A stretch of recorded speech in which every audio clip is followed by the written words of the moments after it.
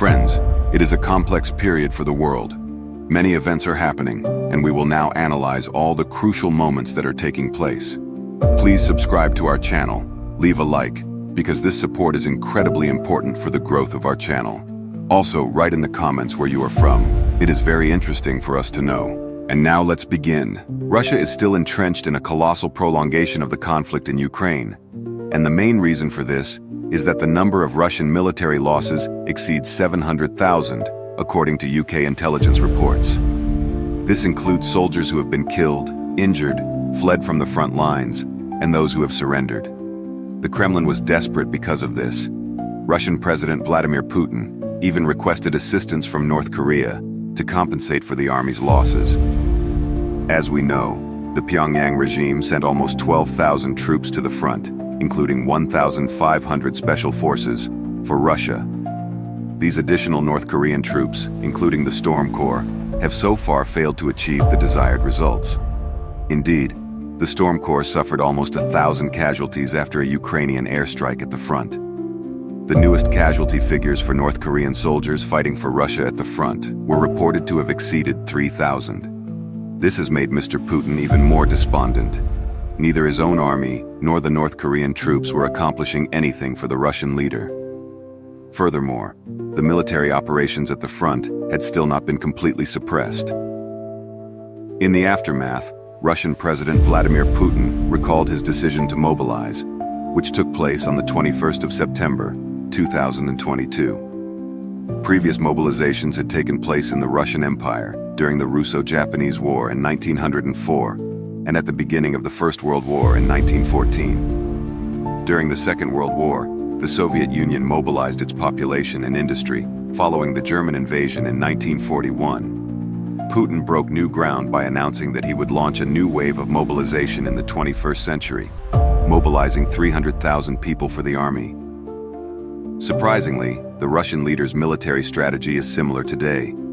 This time, the Russian regime is seeking to send 300,000 soldiers on a voluntary basis to the war in Ukraine. Yes, you have not heard wrong. Putin made the critical decision to repeat the mistake he made in 2022 and announced that he would send 300,000 of his troops to the very center of the line of fire. What kind of disaster will this unbelievable situation, which has been likened to a second wave of mobilization in Russia, drag the country into? What does Putin intend to achieve by recruiting 300,000 additional volunteer soldiers after the first wave of mobilization and having additional soldiers from North Korea fight at the front? Will this new conscription model collapse? Is the Russian army not already in a state of collapse after all? We will answer all of these crucial questions together and examine how the war between Ukraine and Russia has plunged Putin into a blind darkness from which he cannot emerge. We will also look at the direction the war will take in the future. However, first of all, please do not forget to subscribe to our channel, turn on notifications, and give us a like so that you can remain up to date with our content. Now let's examine how Russian volunteers will be recruited to join the war in Ukraine. Presumably, they will be inexperienced soldiers who are currently undergoing short-term training inside Russia. Even Balv, the head of the training department of the Russian armed forces, did not specify when the 300,000 reservists were trained. There are many doubts about this, but the Russian military leadership claims that they were trained in 2024. Former Defense Minister Sergei Shoigu established 9 reserve battalions to train and prepare contract soldiers to compensate for Russia's losses in Ukraine by the end of 2023. According to Shoigu, 335,000 people signed up to fight voluntarily in 2023. Russia reported record losses in terms of military equipment and personnel in the war against Ukraine. In November, Moscow's losses have steadily increased since early fall as Russia continued to advance in the Donetsk region, aiming to capture the towns of Pokrovsk and Kharkov. In November alone, more than 45,000 Russian soldiers were wounded, killed, or captured, and therefore, the Kremlin was unable to continue participating in operations. Former President Dmitry Medvedev, for his part, claimed that the number of volunteers for military service intensified in the wake of these heavy losses.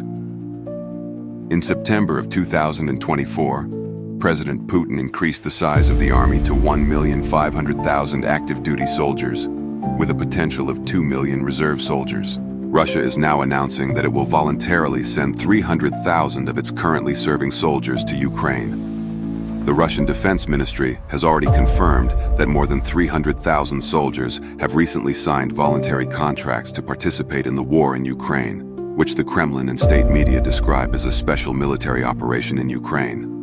While it is unclear whether they have been trained and whether they will voluntarily join the war fronts, the Kremlin's move highlights a significant shift in Russia's military approach, relying heavily on volunteer soldiers instead of large-scale conscription. This is a sign that the Kremlin's military structure is in decay. Even Balv, head of the Combat Training Directorate of the Russian Armed Forces, said the creation of reserve regiments designed specifically for this purpose had been successful. Yet, it seems improbable that a professional army can be replaced by 300,000 reluctant but volunteer battalions. This is because these regiments are usually new recruits who are willing to serve for a certain period of time under contract, offering an alternative to compulsory service. In other words, volunteer military elements can only increase the casualty figures of the Russian army, as they will not receive adequate training in warfare. Despite the possibility of higher casualty rates, this volunteer force is becoming a surprisingly integral part of Russia's military strategy. It allows the Russian government to mobilize additional forces for the ongoing war in Ukraine without resorting to mass conscription, which could be seen as a politically sensitive move. Voluntary service contracts usually come with stipulations on salary benefits and the duration of the soldier's commitment. The government's reliance on these contracts reflects a broader trend in the Russian military. This trend aims to strengthen its ranks with individuals willing to fight for compensation instead of compulsory service. This is seen as another element that could set Russia up for military disaster rather than success. There are also, of course, doubts as to whether these 300,000 soldiers who will be sent to the war in Ukraine will actually be sent to the front of their own free will, since Russia once launched such a mobilization campaign and sent even university students to the Ukrainian front lines. It is unclear whether these 300,000 volunteer troops will face similar coercion. In particular, the number of military casualties within the army and the lack of basic humanitarian conditions on the front lines are likely to reduce the willingness of Russian soldiers to participate in the war in Ukraine. But Putin will certainly find a way to build up this military reserve, despite all these problems. Even if this additional military force does materialize, it will probably be very difficult for Russian commanders to keep additional reserve forces on the front lines. The impact of the war on morale, combined with the lack of a clear end in sight for Russia, makes it difficult for commanders to keep their forces together. The Kremlin is also trying to replace soldiers who have fled the front lines and troops who have been killed or wounded with an army of 300,000 volunteers. Russian military authorities, while acknowledging the problem of desertion, are always looking for punitive measures, even though they are often aware of the psychological strain their soldiers face. These punishments can even result in death or very severe prison sentences. No soldier wants to be on a battlefield under these punishments. In fact, Russia has already tried a similar plan to deploy additional troops. If you remember, the Wagner group fought a lot on the eastern front lines in order to make Putin's invasion efforts in Ukraine successful. But remember how it turned out. The Wagner leader, who lost his life, tried to organize a revolt against the regime in Moscow, rebelling against the lack of resources provided by the Russian army. Although this rebellion was not successful, Russia's plans to provide additional troops led to very risky and dangerous situations, as we can see. Putin has not learned from such setbacks. Vladimir Putin is still pushing the idea of deploying additional troops in the war in Ukraine. This idea could spell the end of his rule. If the additional volunteer soldiers join the war in Ukraine and the Russian army's casualties become much higher, Putin could face major problems in suppressing dissenting voices within the government. As the war drags on, these problems intensify, bringing one side closer to a tipping point where the continuation of the war worsens its own position. On the other hand, military production and the capacity to compensate for losses are among the tangible factors of war that can be calculated and well predicted. Russia's list of losses of military resources is quite large, as are its troop casualty figures. Russia's plan to produce 149 T-90M tanks by 2024 was one of the most important ways out for Putin this year. Russia lost about 47 T-90M tanks.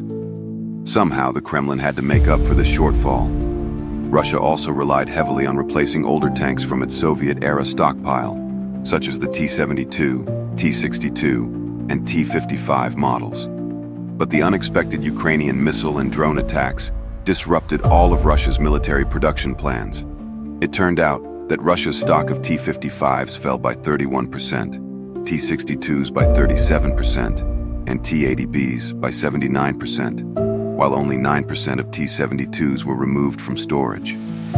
Although these figures were not proven to be accurate, they indicated that Russia's tank reserves were being rapidly depleted. While losing a record number of tanks, the Kremlin was unable to focus on increasing military production. These numbers far exceeded Russia's current tank production capacity. The total loss of nearly 3,300 tanks was the main factor that destroyed Russian military production. In addition, the collapse of the dynamics of the Russian economy was an important phenomenon that greatly diminished the power of the army and distracted Putin from his dreams. Since the illegal seizure of Ukrainian territory in 2014, it has grown on average by only 1% per year. Russia's GDP has fallen from $2.3 trillion in 2013 to $1.9 trillion in current dollars. As Vladimir Putin's war of aggression in Ukraine approaches its third anniversary, the financial, technological, and demographic obstacles facing the Russian economy are more serious than is generally recognized. Since 2014, and especially since 2022, the Russian economy has been subject to severe international sanctions, but assessments of their impact vary widely. President Vladimir Putin and his supporters say that sanctions have made Russia stronger, but they consistently call for the lifting of all restrictions. At the same time, many argue that the sanctions have had little impact, while others argue that this is because the sanctions are too timid.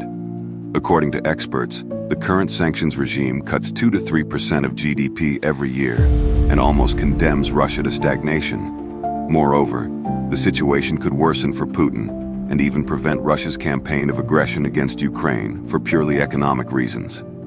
At the Yalta European Strategy Conference in Kiev, Ukrainian General Kirilo Budanov reported that Ukrainian military intelligence has obtained Russian documents suggesting that the Kremlin wants to sue for peace at the end of 2025 for economic reasons. Whether true or not, this scenario seems plausible to many. The financial, technological, and demographic hurdles facing the Russian economy are more formidable than is generally recognized, and Putin's war has gone down in history. The country has also been hit hard by declining energy revenues, which are seen as an important symbol of economic collapse. Russia has reduced its reliability as an energy supplier. The only growing sectors of the Russian economy are the military and related infrastructure, where state-owned companies are selling to the state at probably inflated, administered prices. The rest of the economy looks stagnant at best. This is a situation that used to happen in the Soviet Union. The fact that the Russian central bank claims that annual inflation is only 99.1%, while the country is facing an interest rate of 19%, is a throwback to the Soviet times. Most likely, the authorities were repackaging inflation as real growth. Hidden inflation also suggests that Western financial sanctions have been far more effective than many observers had anticipated. Russia's total external debt has fallen from $729 billion at the end of 2013 to only $33 billion at the end of March 2024, and public debt is only 14% of GDP.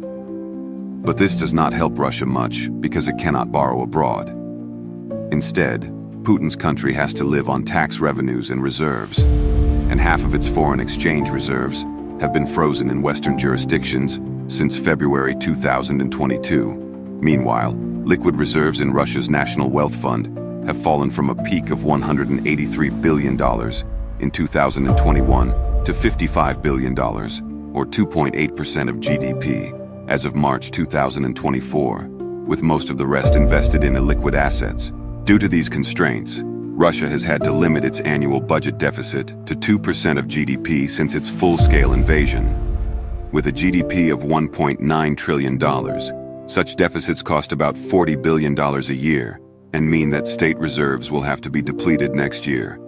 As noted by Budanov, the main directorate of intelligence of the Ukrainian Defense Ministry, although Russia is raising taxes on personal and corporate income, this will not help much in a stagnant economy, and the government is unlikely to be able to sell many bonds domestically. Including all hidden costs, Russia could probably spend around $190 billion on the war this year, or 10% of GDP.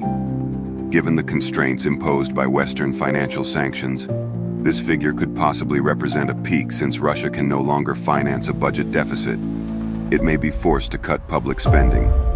No longer a superpower, Russia is seen as what the late U.S. Senator John McCain memorably called a gas station disguised as a country. Ukrainian intelligence thinks so too. According to its latest reports, the war between Russia and Ukraine could end in late 2025 and early 2026. It seems unlikely that Putin will be able to get out of this situation with the voluntary conscription model. What about the situation in Ukraine? There is a very important issue that has been attracting a lot of attention lately about Ukraine. It involves the possibility of deploying European troops or private military contractors to help Ukraine. This could relieve some of the burden on Ukrainian forces. The idea of European countries sending troops to Ukraine has become the subject of a major political debate. In particular, French President Emmanuel Macron recently suggested that sending ground troops to Ukraine could be considered, emphasizing that such a move should not be ruled out to prevent a Russian victory. His statements were met with mixed reactions across Europe, with many leaders rejecting the idea of directly involving their troops in the conflict. German Chancellor Olaf Scholz and Defense Minister Boris Pistorius have stated unequivocally that NATO should not send troops to fight Russia in Ukraine. Similarly, the leaders of Spain, Poland, and Sweden have confirmed that they have no plans to send troops, further strengthening the general resistance to a direct military intervention in Europe. At the same time, some countries, such as Estonia, have expressed a willingness to consider a deeper military involvement, although they have not yet made a formal commitment. The prospect of NATO's direct involvement remains a sensitive issue, especially given Russia's warnings that such a move could lead to a direct confrontation between NATO and Russia and escalate the conflict to catastrophic proportions. The wider implications of this debate go beyond troop deployments alone. NATO's involvement, or lack thereof, could shape the future course of the war. For example, a possible NATO ground intervention could shift the strategic balance in favor of Ukraine, but the risk of triggering a larger, more destructive war should not be underestimated. This is a concern that European leaders are uneasy about and will undoubtedly shape their decisions in the coming months. While European governments have so far committed to supporting Ukraine primarily through arms supplies, training, and financial aid, the prospect of sending ground troops remains a highly controversial and unlikely scenario at the moment. However, the ongoing nature of the war may force European countries to reconsider their position. Whether NATO will be further drawn into the conflict directly or indirectly depends on several factors, including the military performance of Ukrainian forces, the domestic political climate within NATO countries, and perhaps most importantly, the evolving dynamics of the conflict itself. This dynamic situation raises further questions about the future of international military alliances, the effectiveness of volunteer forces in modern warfare, and the psychological and strategic challenges facing soldiers on both sides of the conflict.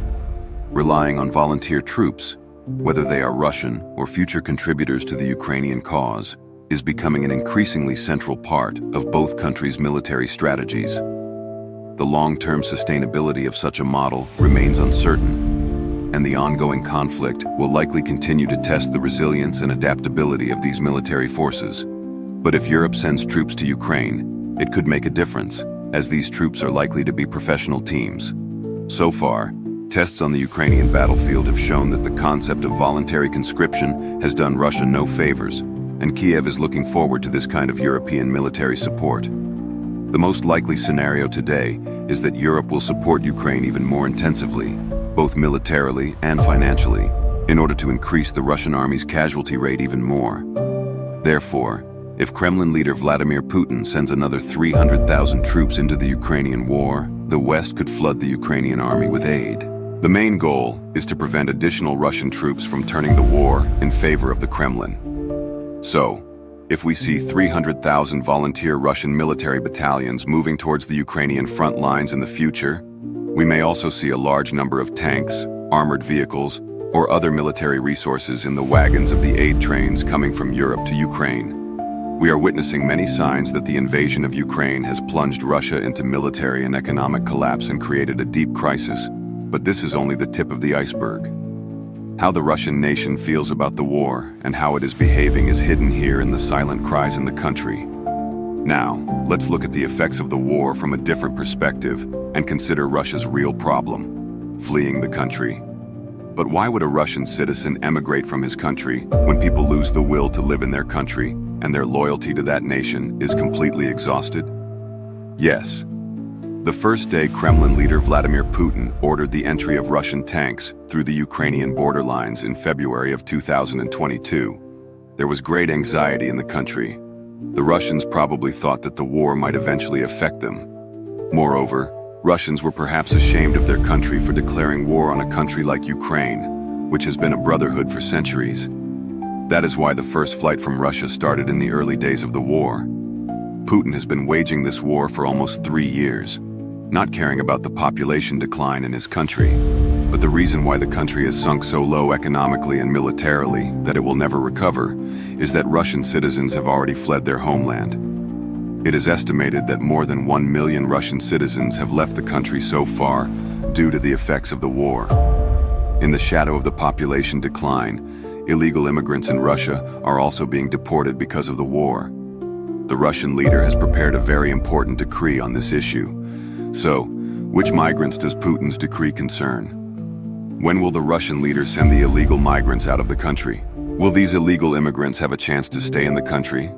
Will Putin use them in the army or in military production? How will Russian citizens currently living abroad deal with this decree concerning illegal immigrants? Will they return to the country, or will they continue to live away from the effects of the war?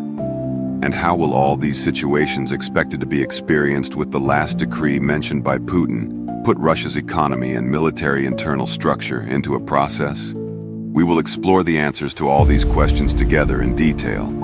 But before that, please do not forget to subscribe to our channel, turn on notifications, and like to be informed about our content. Vladimir Putin has issued a decree that could force large numbers of people to leave the country in 2025, giving illegal immigrants 4 months to gain legal status. On the 30th of December, the Russian president signed a decree giving those who entered the country illegally until the 30th of April to undergo health checks, pay debts, and pass exams in Russian language, history, and law. He also opened the door to the possibility of legal status for the migrants by signing a military contract that would allow them to fight in a full-scale invasion of Ukraine by Putin. But if the illegal migrants do not comply with the conditions set by the Russian leader, they will have to leave the country. There are many people in Russia who are concerned by this decree. In Russia, with an OECD population of more than 146 million in 2019, illegal immigrants make up about 7% of the population. In 2021, the Moscow government reported that more than 1 million illegal immigrants from former Soviet countries were living in Russia. This means that many more are at risk of deportation on Putin's orders. One of Putin's reasons for signing this decree is the possibility that illegal migrants could fill Russia's labor shortage if they meet the conditions. The war in Ukraine has exacerbated Russia's estimated labor shortage of around 1.5 million people due to high casualties, the exodus of skilled workers fleeing military service, and a more restrictive environment. Migrants, mostly illegal immigrants from former Soviet countries in Central Asia, make up a significant part of Russia's economy and work mostly in low-skilled industries. But if the Kremlin forces illegal migrants to leave the country or join the army, Putin's order could add to the turbulence facing the sanctions-hit Russian economy. So, what exactly should illegal migrants who want to stay do? Those who want to stay will have to have their biometric data taken and undergo a medical examination, including the use of banned substances and the presence of diseases such as HIV. Exemptions are granted to those who have served in the military. However, the exemptions do not apply to migrants who pose a threat to Russia's national security. The Russian Interior Ministry will implement the decree, while the Health Ministry will organize the medical examinations. It is noteworthy that such a decree was issued sometime after an unfortunate attack in Russia. As you may recall, the Russian authorities signaled that they would take significant action on the migration issue after the terrorist attack at the Crocus City Hall concert hall in the Moscow region, which killed 145 people and injured nearly 500 others. The investigation concluded that the perpetrators were from Tajikistan. At the International Economic Forum in St. Petersburg in June, Putin said his government needed to address its migration policy, especially given the need for migrants to solve the labor shortage hampering economic growth. But in assessing Putin's latest decree, it appears that the Kremlin is prioritizing Russia's force-building needs and domestic political stability over efforts to ease economic pressure and labor shortages. In the new year, we have already mentioned that Putin's decree states that illegal migrants must leave the Russian Federation independently or determine their legal status between January and April 20th. However, there are big doubts that these legal procedures will be properly implemented, possibly because illegal migrants are joining the army. Experts say that Putin's decree could become more flexible if a significant number of migrants working in food services, transportation, and other low-skilled industries leave Russia or are forced to join the Russian army. However, this would exacerbate Russia's ongoing labor shortage. Since the vast majority of illegal migrants are more likely to be integrated into the Russian army, the country's labor shortage will likely take a back seat. But will Putin's decree on illegal migrants be strictly enforced? Economists say it remains to be seen whether the decree will be implemented, and much depends on whether labor market challenges are more important to the Kremlin than political pressure to deport migrants. The Washington, D.C.-based think tank said the decree implementation would show that the Kremlin is prioritizing appeasing belligerent ultra-nationalists and security issues linked to reports of migrants committing crimes and acts of terrorism over economic issues. As you know, illegal immigrants linked to such crimes are expected to be deported from the country by Vladimir Putin's decision, but they are more likely to be recruited into the Russian army. Putin may create a new Wagner criminal organization within the Russian army. This could cause Russia to face enormous problems regarding the invasion of Ukraine. Remember what happened after Putin deployed Wagner mercenaries on the war fronts? A second Wagner case would be a huge disappointment for Putin and could seriously undermine his power. Of course, if such a decree is not implemented in a transparent manner and turns into a dangerous way to meet the army's recruitment needs, i.e., if illegal immigrants and those with criminal connections are recruited into the Russian armed forces, then Russians in the country can be expected to start planning their escape plans again, because no one wants illegal immigrants, criminals, or people who use banned substances in their country. And since Russia is accustomed to this wave of migration, how Putin's decree on illegal immigrants plays out could have a profound impact on the future of the country's population. There have been two distinct waves of migration from Russia. The first in the spring and summer of 2022, and the second after the announcement of partial mobilization in September of 2022. Since then, a significant number of Russian immigrants have returned to Russia, and an estimated 650,000 people are still abroad. Countries such as Tajikistan, Armenia, Kyrgyzstan, and Turkey are among the top destinations where Russian citizens choose to live. But would these Russian migrants return to the country if Putin's decision on illegal migrants is implemented in accordance with the law, and if he ensures that those with criminal links or those associated with banned substances leave Russia? Friends, we have now come to the most interesting part of our conversation, where we will draw conclusions on all of the above. Be sure to watch until the end. Conclusion. Military strategy in disarray. Russia's reliance on volunteer forces, the repetition of past mobilization mistakes, and the apparent lack of strategic direction suggest a military strategy in turmoil, economic decline. Sanctions, reduced energy revenues, and a stagnant economy are severely impacting Russia's ability to sustain the war effort. Social unrest. The potential for further migration waves and the treatment of illegal immigrants could lead to increased social unrest. Internal instability.